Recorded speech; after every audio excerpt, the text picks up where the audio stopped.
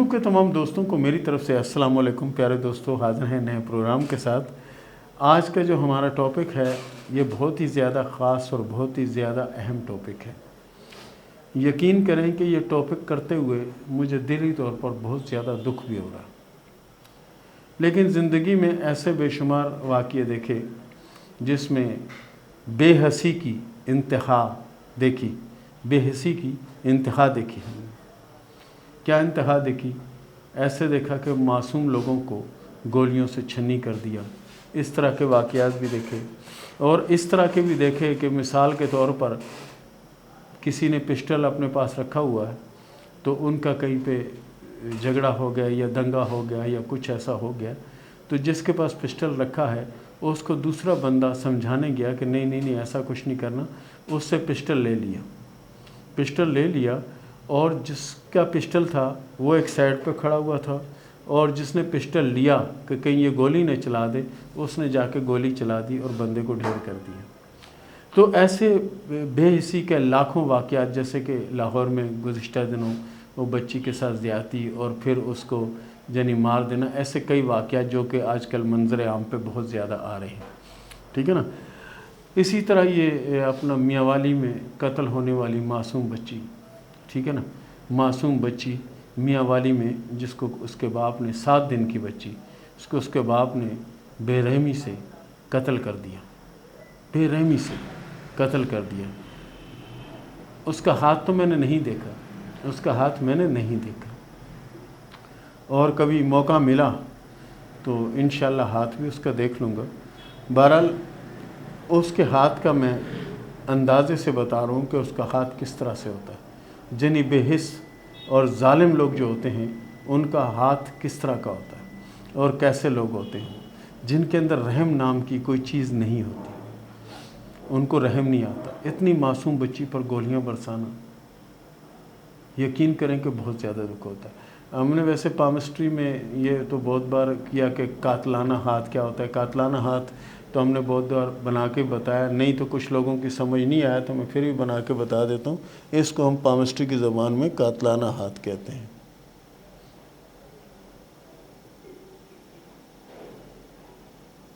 ये इस तरह का अंगूठा होता है कि जैसे सांप का फन, जैसे शीशनाग काला नाग नहीं होता, उसका फन होता।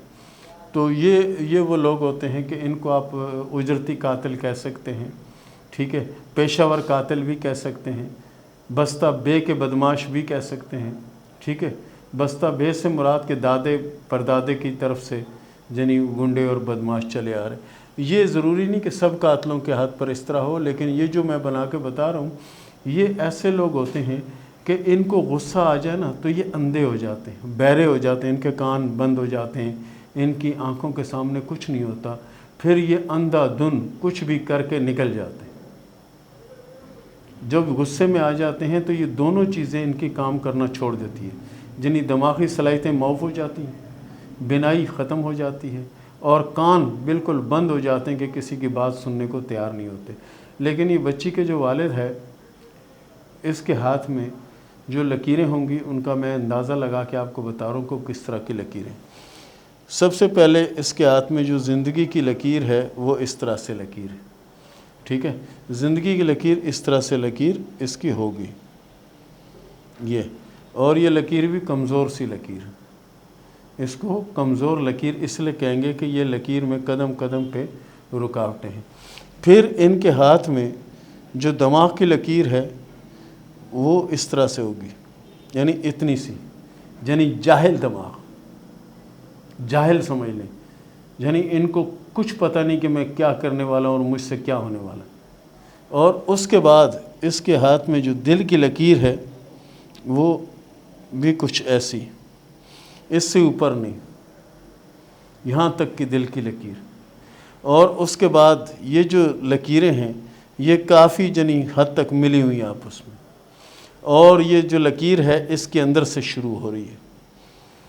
यानी ये मैं किस्में बता रहा हूँ कि ये किस्में हो सकती हैं। इसके अंदर से शुरू होने वाले लोग चिड़चिड़े, झगड़ेलू, 24 घंटे इनके नाक पे गुस्सा सवार रहता है, नाक पे गुस्सा सवार रहता है 24 घंटे, क्योंकि ये लकीर इसके अंदर से शुरू हो रही है, ठीक है। زندگی کی لکیر کے اندر سے، میں آپ کو الگ سے بنا کے بتا دوں تاکہ آپ کو، یہ زندگی کی لکیر ہے اور یہ اندر سے اس طرح سے شروع ہو رہی ہے، یہ لکیر دماغ کی لکیر، اور دل کی لکیر بالکل چھوٹی سی اور کمزور سی لکیر ہے۔ ایسے لوگ کوئی اقدام بھی کر سکتے ہیں، کوئی اقدام بھی کر سکتے ہیں، جذباتی ہوتے ہیں حد سے زیادہ، یہ ابھار ان کا کافی سوجا ہوا ہوتا ہے، پھولا ہوا ہوتا ہے، یعنی اس کا مطلب ہے کہ بہت زیادہ جذباتی، بہت زیادہ غصے میں آ جانے والے، اور یہ جو اندر سے شروع ہو رہی ہے، ایسے لوگ جنہیں غصہ، ایک دم غصہ، بات بے بات غصہ، اور پھر یہ دل کی لکیر یہاں سے آگے نہیں جا رہی، یہاں سے آگے نہیں جا رہی اور بالکل کمزور سی لکیر۔ ایسے لوگ بے حس ہوتے ہیں، بے حس، یہ جس کو حد سے زیادہ ظالم کہتے ہیں نا، وہ یہ حد سے زیادہ ظالم، یہ اپنی مردانگی دکھانے کے لیے کچھ بھی کر سکتے ہیں۔ یہی وہ لوگ ہوتے ہیں جو جانوروں پہ گولیاں برساتے ہیں، یہی وہ لوگ ہوتے ہیں جو انسانوں پہ گولیاں برساتے ہیں، یہی وہ لوگ ہوتے ہیں۔ حالانکہ آپ اگر ان کے پیچھے بیک گراؤنڈ میں جا کے کردار میں دیکھیں تو میں وہ لفظ نہیں بول پاؤں گا کہ یہ کیا تھے، بچپن میں یہ کیسے تھے، کیا تھے، میں بول نہیں سکتا۔ کیوں کہ چینل ہماری مائیں، بہنیں، بیٹیاں سب دیکھتی ہیں، اور جتنے ہمارے ویوز ہیں یہ بھی ہمارے بہن، بیٹیاں اور بیٹے ہیں، اس حد تک نہیں جا سکتا۔ لیکن یہ کمینگی کی انتہا ہے، یہ جو دل کی لکیر ہے یہ کمینگی کی انتہا ہے، یعنی ایسے لوگ نیچ سے نیچ سوچ ان کی ہوتی ہے، اور کوئی بھی اقدام کرنے کے بعد یہ سوچتے کیا، ان کو اگر آپ کہیں کہ یہ اچھے ہیں تو اچھے نہیں ہوتے، ان کا دماغ کام نہیں کرتا، دماغی طور پر یہ فیل ہوتے ہیں۔ کیونکہ یہاں پر جو میں نے یہ چیز بنائی ہے، یہ جو بنا رہا ہوں ساتھ میں، کہ دماغ کی لکیر بالکل جنی سمجھو کہ کھسکی ہوئی اپنی جگہ سے، اور ایسے لوگوں کی موجودہ زندگی بھی، آنے والی زندگی بھی تباہ و برباد ہوتی ہے۔ اس لیے ماں باپ کو چاہیے کہ سب سے پہلے اگر یہ دیکھیں تو کوشش کریں کہ ایسے لوگوں سے شادی یا رشتہ رکھیں ہی نہ۔ تو پیارے دوستو، یہ تھا ہمارا آج کا پروگرام، اور اس کے ساتھ ہی شروع کرتے ہیں سوال و جواب کا سلسلہ۔ اقرا نور نے سوال کیا اسلام آباد سے کہ یہ بتائیں کہ میری شادی کب ہوگی؟ ہاتھ کی لکیروں کے حساب سے آپ کی شادی 2024 میں ہوگی اور شادی کامیاب رہے گی۔ تیمور ہاشمی نے سوال کیا ملتان سے کہ یہ بتائیں کہ میری شادی کب ہوگی اور میرے نصیب میں بچے کتنے ہیں؟ ہاتھ کی لکیروں کے حساب سے آپ کے ہاتھ میں اولادوں کی 2 سے 3 لکیریں موجود ہیں، اور آپ کی شادی 2023 اور 2024 کے درمیان ہونے کے چانس ہیں۔ محمد علی نے سوال کیا جنگ سے کہ میں 2012 سے مشکلات کا شکار ہوں اور یہ مشکلیں کم نہیں ہوتی، یہ بتائیں کہ آنے والے وقت میں کچھ اچھا ہوگا یا نہیں؟ پیارے دوست، اللہ کے فضل سے بہت اچھا ہوگا۔ موجودہ وقت میں آپ کی دماغ کی لکیر، دل کی لکیر، زندگی کی لکیر، قسمت کی لکیر، تینوں چارہ لکیریں بڑی سست ہیں اور جگہ جگہ پہ جنی رکاوٹ بن رہی ہے اس میں۔ اس کے لیے آپ سب سے پہلے تو کوشش یہ کریں کہ سورہ فاتحہ جو ہے اس کو پابندی سے 300 مرتبہ روز کا معمول بنائیں۔ انشاءاللہ 3 سے 4 ماہ میں آپ کے حالات کافی حد تک بہتر ہو جائیں گے، اور اس کو چھوڑیے گا مت، اس کو پڑھتے رہیے گا۔ انیلا فدا نے سوال کیا ہے آزاد کشمیر سے کہ یہ بتائیں کہ گورنمنٹ جاب کب ہوگی؟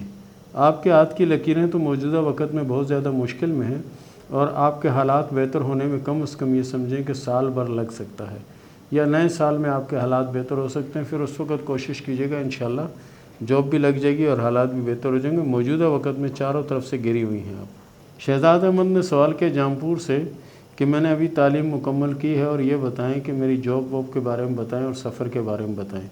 ہاتھ کی لکیروں میں 3 سے 4 سفر موجود ہیں، اور جاب ایسا ہے کہ آپ بیرونی ملک جا کے اگر کچھ کریں تو بہتر ہے، کیونکہ وہیں آپ کی کامیابی نظر آتی ہے۔ کوشش کریں، کیونکہ سفر آپ کے ہاتھ میں ہے، بس باقی آپ کی کوشش کی دیر ہے، انشاءاللہ کامیابی ہوگی۔ سعدیہ نے سوال کیا پنڈی سے کہ شادی سے پہلے میرے حالات بہت اچھے تھے اور شادی کے بعد سے میرے حالات بہت زیادہ خراب ہو گئے، یہ بتائیں کہ آنے والے وقت میں میرے حالات بہتر ہوں گے یا نہیں؟ سعدیہ صاحبہ، دولت عورت کے نصیب سے ہوتی ہے اور مرد کے نصیب میں اولاد ہوتی ہے۔ یہ جو معاملات چل رہے ہیں یہ آپ کی اپنی ذاتی قسمت کی وجہ سے چل رہے ہیں، اور یہ سارے معاملات جنہیں جاتے ہیں جنہیں تعویذ گنڈوں وغنڈوں کی طرف، یہ معاملے آپ کے ساتھ چل رہے ہیں، آپ کے سارے پیریڈ رکے ہوئے ہیں، ان کو کلیئر کروائیں، اللہ کے فضل سے سب کلیئر ہو جائیں گے۔ نیلم نے سوال کیا ظفروال سے کہ یہ بتائیں کہ شادی لو میرج ہوگی یا ارینج میرج؟ ہاتھ کی لکیروں کے حساب سے آپ کی شادی لو میرج ہوگی اور شادی اللہ کے فضل سے کامیاب رہے گی اور شادی کے بعد کی زندگی بھی انشاءاللہ اچھی اور بہتر رہے گی۔ عابدہ نے سوال کیا خانپور سے کہ یہ بتائیں کہ شادی لو میرج ہوگی یا ارینج میرج ہوگی اور شادی کب تک ہوگی؟ ہاتھ کی لکیروں کے حساب سے شادی آپ کی 2023 اور 2024 کے درمیان ہوگی اور شادی انشاءاللہ کامیاب رہے گی۔ محمد یاسین نے سوال کیا ٹوباٹیک سنگھ سے کہ یہ بتائیں کہ شادی پسند کی ہوگی یا نہیں؟ ہاتھ کی لکیروں کے حساب سے آپ کی شادی ارینج میرج نظر آتی ہے اور شادی کامیاب رہے گی انشاءاللہ۔